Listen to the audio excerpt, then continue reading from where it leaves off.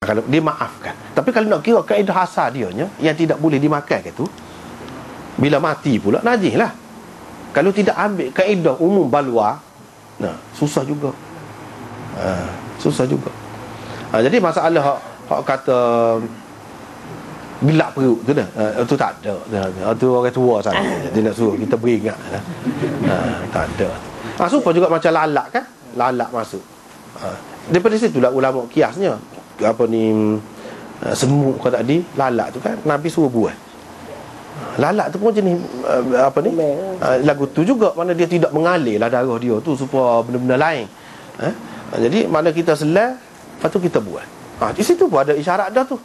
Bahkan Nabi royak dah. Biasanya apabila dia jatuh sebelah sayap ada racun dia. Apabila kita selai, dia ada penawar dia sebelah lagi. Penawar dia tu akan menghilangkan racun dia. Kalau nak guna jugalah. Bukan makna mesti selai lalak tu lah. Selai lalak tu lah. Di situ. Nabi isyarat dia tu. Dah tu. Racun ni duduk dekat, penawar ni duduk dekat racun. Dia isyarat dah. Tapi kita tak kajian. Dan dia royak dah tu. Bila dia jatuh sebelah sayap. Begitulah manusia. Manusia kau gapo kau, bila dia nak itu kan, dia akan selamatkan.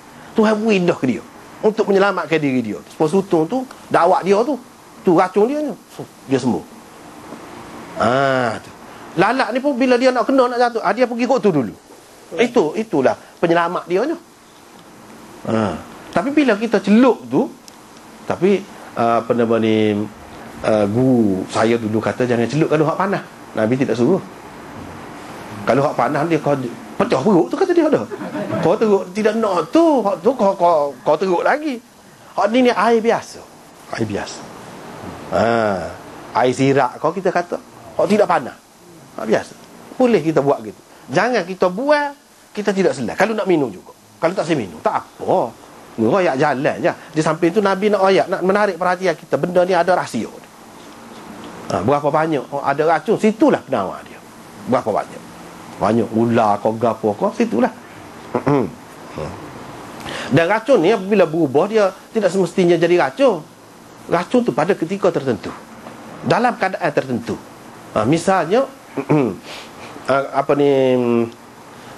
gapo Ustaz ni, dakwah sutong Ustaz ni tu. Tu racun tu pada dia tu. Itulah senjata dia tu. Dengan sebab itu setengah-setengah ulama dia kata tak boleh makan tu dakwah sutong tu. Kan soto kau orang rebus jadi hitam tu sedap je dah. Setengah-setengahnya kata tak boleh. Termasuklah ayah saya sendiri. Bila dia jumpa dalam kitab tu dia tak lepas pada tu dia royak suruh buat sok. Makan gitulah keluarga kita. Dulu makan hitam, hitam. Sedap ke? Sedap hitam tu. Tapi sekarang ni saya berpendapat fikir pula tak betul ayah saya tu.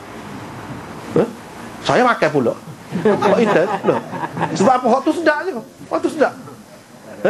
Ayah saya ni pegang hak tu sampai tak jadi nak masuk saya ngaji di satu tempat. Sebab apa? Dia tanya tok guru tu tentang hukum saat ni. Tok guru tu tak boleh royak. Tak aja jumpa dia kata.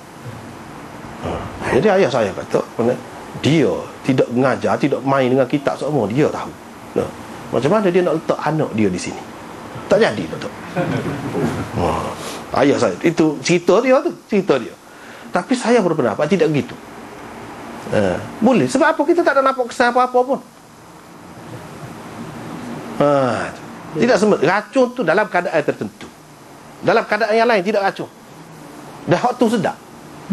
Kalau kita kata sabit gatal, gatal tu tidak sabit. Tu kalau memang orang ada penyakit gatalnya gatal. Tak ada sakit gapo-gapo, tak ada gapo makan waktu pun. Gitulah. Wallah. Dalam lubang gigi tu dia ada dikalsium fosfat yang dia perbuat daripada sebut tulang binatang terlarang. Sebut tulang. Lepas tu dalam penapihai dia ada guna manfaatan tulang untuk penapihai lah. Biasanya dia guna buatan Korea tu, dia guna daripada tulang babi lah. Jadi macam mana kita nak minum air? Boleh ke tak boleh? Ataupun kita kena cari alternatif produk lain yang menggunakan tepung kelapa. Lepas tu yang ubat gigi yang dia guna sebut tulang tu, sebenarnya ada alternatif lain untuk kati awak semua lihatnya gitulah. Kita orang Islam ni kena, kalau ada alternatif tak boleh dah. Hak lagu tu Tapi kalau nak kira dari segi pekoh, nah, seperti kata tadi, tu tulan tu kalau tidak tulan babi je. Tulan lain. Masih ada khilaf lagi. Seperti kita kata tadi kan, tulan, kuku, rambut, bulu, gapo tu semua tu mengikut jumhur ulama, walaupun binatang yang boleh dimakan, tidak boleh dimakan, tidak najis. Syafi'i kata najis. Memanglah kalau mengikut Syafi'i. Tapi kalau mengikut orang lain, dia kata tidak najis. Kecuali babi lain. Kalau babi tak boleh. Kalau hak lain masih ada jalan lagi.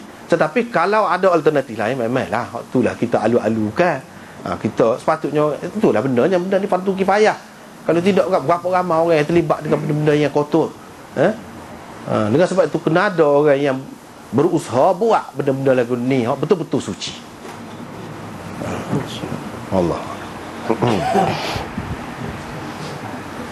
Jadi sekadar saya kita pada pagi ni pengumumannya untuk mengetahui masih lagi di sini pasal tepek dalam sebulan dengan tepek.